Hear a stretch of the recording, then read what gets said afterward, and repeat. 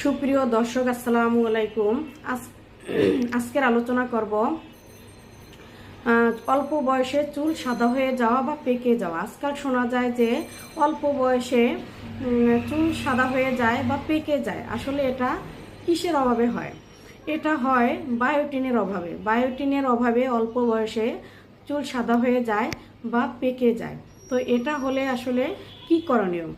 তো এটা হলে আপনারা সপ্তাহে 2 দিন মাশরুম খাওয়ার চেষ্টা করবেন, ডিমের কুসুম, পালং শাক, ব্রোকলি, আখরোট এবং সূর্যমুখীর বীজ খাওয়ার চেষ্টা করবেন।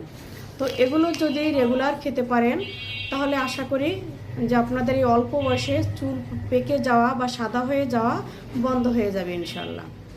তো আজ এ পর্যন্তই। নেক্সট ভিডিওতে আবার দেখা হবে।